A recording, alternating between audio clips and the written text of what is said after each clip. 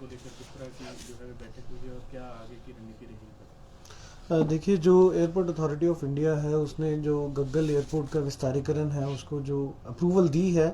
वो 2 चरणों के अंदर उसको अप्रूवल मिली है। इस समय जो हवाई अड्डे की जो स्ट्रिप है उसकी लेंथ 1376 मीटर्स है और पहली चरण के अंदर उसको 1900 मीटर तक जो है उसका विस्तार किया जाना है और दूसरे चरण के अंदर 1900 मीटर से 3100 मीटर तक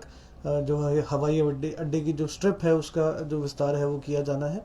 तो इसमें जो फर्स्ट फेज के जो एक्सपेंशन है उससे एक तो जो लोड पेनल्टी है हमारी वो कम हो जाएगी और जो इनकी विजिबिलिटी है जिसमें जो फ्लाइट्स लैंड करती हैं या टेक ऑफ करती हैं इस समय 5 किलोमीटर की विजिबिलिटी पे करती हैं।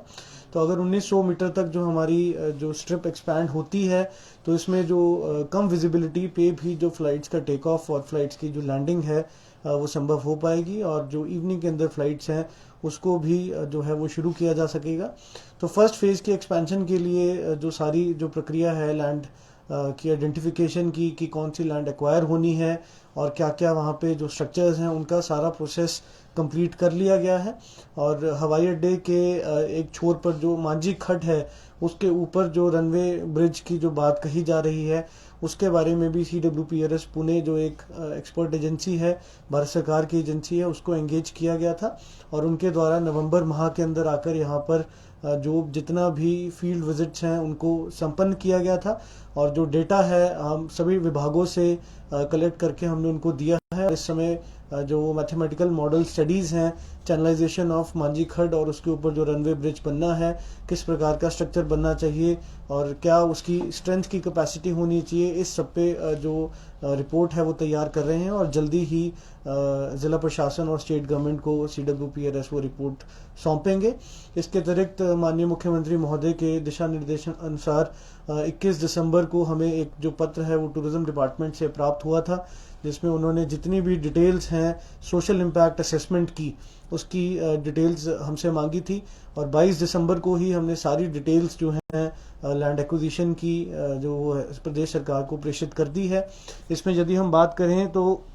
हमारा सब डिवीज़न कांगड़ा और सब डिवीज़न शाहपुर मेनली इसके अंदर इन्वॉल्व है। सब डिवीज़न कांगड़ा के अंदर लगभग 35 हेक्टेयर के आसपास जो भूमि है उसको एक्वायर किया जाना है जिसके अंदर से लगभग 23 हेक्टेयर जो भूमि है वो प्राइवेट लैंड है और इसी प्रकार जो हमारी जो सब डिवीज़न शाहपुर है इसमें 6.39 जो हेक्टेयर्स है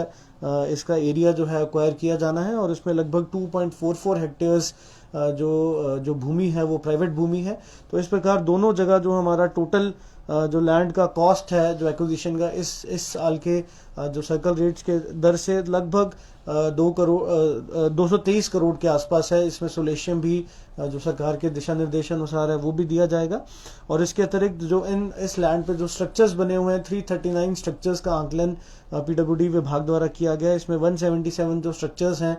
वो कांगड़ा डिवीजन एक्शन डिवीजन के अंदर हैं, 7 स्ट्रक्चर्स शाहपुर एक्शन डिवीजन के अंदर है और 155 जो स्ट्रक्चर्स हैं वो धर्मशाला के जो एक्शन डिवीजन है उसके अंदर है। और इसका जो कॉस्ट ऑफ एक्विजिशन है जो स्ट्रक्चर्स का बेसिकली जो वैल्यूएशन है लगभग 62 करोड़ के आसपास जो है वो PWD ने आकलन किया है और इसके ऊपर भी जो स्टेट गवर्नमेंट के डायरेक्शन है उसके अनुसार जो सोलेशियम है वो भी दिया जाएगा। और इसी प्रकार जो रनवे ब्रिज की जो कॉस्ट वर्कआउट की है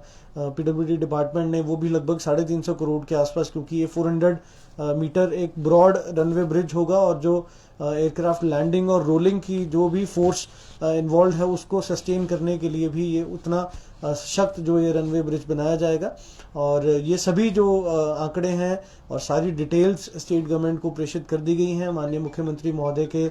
दिशा निर्देशानुसार और जो भी आगे डायरेक्शन स्टेट गवर्नमेंट की इसके अंदर होगी उसकी अनुपालना जिला प्रशासन द्वारा की जाएगी। सर, ट्रैकिंग को लेकर भी जो है वे दिशा निर्देश दिए गए हैं, किस तरह के?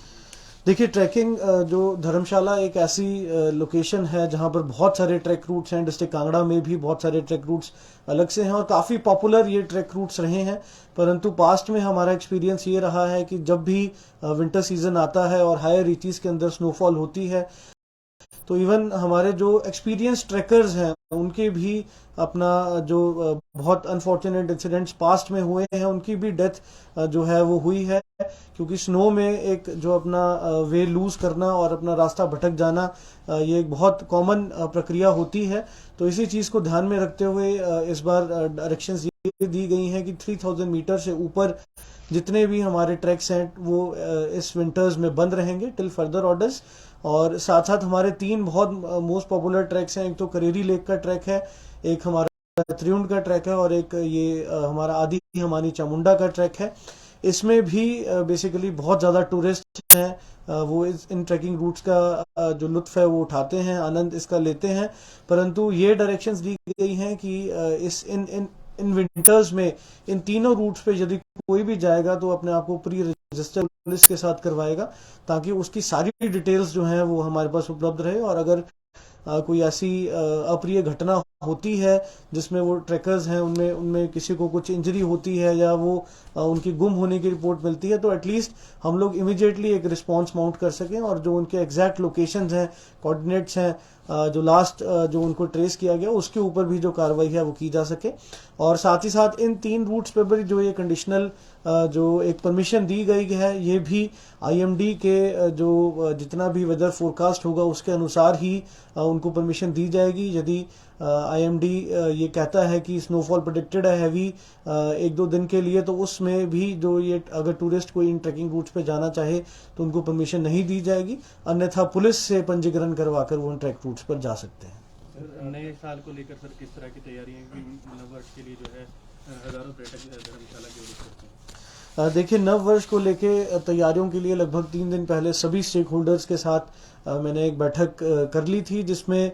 जितने भी हमारे होटल एसोसिएशन के लोग हैं, जितने भी हमारे टैक्सी ऑपरेटर यूनियन के लोग हैं, जितने भी हमारे स्टेक होल्डर डिपार्टमेंट्स हैं, चाहे वो टूरिज्म का डिपार्टमेंट हो, पुलिस हो, हमारा पीडब्ल्यूडी विभाग हो, म्यूनिसिपल कॉरपोरेशन हो, सबके साथ जो एक डेलिब्रेटिव जो बैठक है वो कर ली गई थी। और इसमें ये डायरेक्शंस पुलिस को दिए गए थे कि एक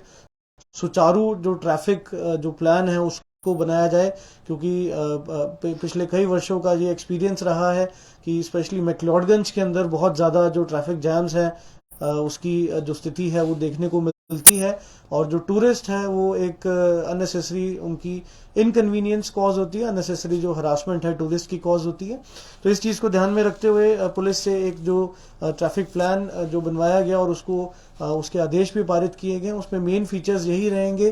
कि जो हमारा नड्डी बाइफर्केशन है फोर्सिदगंज, उससे जो व्हीकल्स हैं टुवर्ड्स मैक्लोडगंज जाने वाले उनको लेफ्ट टर्न जो है वो वहां से करवाया जाएगा, और जो धर्मकोट जाने वाले व्हीकल्स हैं और मैक्लोडगंज जाने वाले व्हीकल्स हैं वो ठंडी सड़क से होते हुए टेंगलवुड से ठंडी सड़क और उसके बाद सीधा जो है वो मैक्लो चौक तक पहुंच पाएंगे। और धर्मकोट जाने वाले भी व्हीकल्स इसी रूट से जाएंगे, और ऊपर जो मैक्लो चौक से धर्मकोट के लिए जो टर्न लेके यदि उन्होंने वापस आना है तो उनको जो हमारा ग्लेन मोर एक चौक नया जो सड़क नई बनी है उसके माध्यम से उनको वापस लाया जाएगा। और भागसुनाग जाने वाले जितने भी व्हीकल्स हैं उनकी मूवमेंट मैक्लो चौक से जो भागसुनाग के लिए एंड बैक उसके लिए वो मूवमेंट रहेगी। और अगर हम बात करते हैं मैक्लोडगंज से धर्मशाला आने वाले व्हीकल्स के लिए, तो उनके लिए 2 विकल्प रहेंगे। एक तो पहला तो जो हमारा मैक्लो चौक से हमारा फोर्सिदगंज का नड्डी बाइफर्केशन का रोड है उसको 1 वे बनाया जाएगा और वापस आने वाले व्हीकल्स के लिए उसको यूज़ किया जाएगा। और दूसरा विकल्प जो है वो हमारा खड़ा डंडा मार्ग जो है उसके लिए भी वो अवेलेबल रहेगा। और साथ ही साथ ये भी डायरेक्शंस दी गई हैं कि सभी जो टैक्सी यूनियन वाले लोग हैं, टैक्सी ऑपरेटर्स हैं, एक high level of professional courtesy जो है वो मेंटेन करके रखें सभी टूरिस्ट के साथ, और ओवर चार्जिंग की कोई भी जो शिकायत है वो प्रशासन को नहीं आनी चाहिए। इसके साथ साथ ये जितने भी हमारे रेस्टोरेंट जो होटल ओनर्स हैं इनकी तरफ से भी एक रिक्वेस्ट आई थी, क्योंकि जो नॉर्मली जो क्लोजिंग आवर्स होते हैं वो अपना 10 बजे के आसपास जो है वो सारे रेस्टोरेंट्स बंद हो जाते हैं, तो उनको भी परमिशन दी गई है 1 जनवरी को और 31 दिसंबर को कि वो रात 1 बजे तक अपने जो रेस्टोरेंट्स हैं उनको चला सकते हैं, बशर्ते कि लॉ एंड ऑर्डर की सिचुएशन वहाँ पे मेंटेन रहे और जो कोविड के इस समय जो भी रूल्स एंड रेगुलेशंस हैं उनकी अनुपालना वहाँ पे की जाए। इसके साथ साथ पुलिस को भी डायरेक्शंस दी गई हैं कि जितनी भी आइडल पार्किंग है जो हमारी धर्मशाला मैक्लोडगंज की रोड्स पर जिनकी वजह से ट्रैफिक जैम्स और कंजेशन होता है, आइडल पार्किंग को रिमूव किया जाए और साथ साथ एडिक्वेट जो डिप्लॉयमेंट है पुलिस पर्सनल की 2 रिजर्व्स एसपी साहब ने मंगवाए हैं और उनकी भी जो एडिक्वेट डिप्लॉयमेंट है हमारी की लोकेशंस पे की जाए ताकि जो टूरिस्ट है उनको एक हैसल फ्री जो मूवमेंट है और जो ट्रैफिक प्लान की इम्प्लीमेंटेशन है वो सही स्पिरिट के साथ पुलिस उसको अंजाम दे सके। विधानसभा सत्र को लेकर सर किस तरह की कोई दिशा निर्देश प्रशासन को मिले? देखिए, विधानसभा सत्र जो था पहले 22 से 24 जो है वो दिसंबर को यहाँ पे धर्मशाला के अंदर शेड्यूल्ड था, परंतु किन्हीं कारणवश से वो जो सत्र है उस समय नहीं हो पाया। तो अब जो स्टेट गवर्नमेंट से जो लेटेस्ट जो हमें कन्वे हुआ है वो टेंटेटिव ये है कि 4, 5, 6 को जनवरी को यहाँ पे जो विधानसभा सत्र है वो धर्मशाला के अंदर होना संभावित है। हालांकि इसमें जो एक ऑफिशियल नोटिफिकेशन है वो इस समय नहीं विधानसभा की तरफ से जारी हुई है, परंतु जो हमारी तैयारियां हैं पहले भी हमारी तैयारियां पूर्ण कर ली गई थी और जो आगामी विधानसभा जो शीतकालीन सत्र है उसके लिए भी पूर्ण रूप से जो जिला प्रशासन है वो पूर्ण रूप से तैयार है।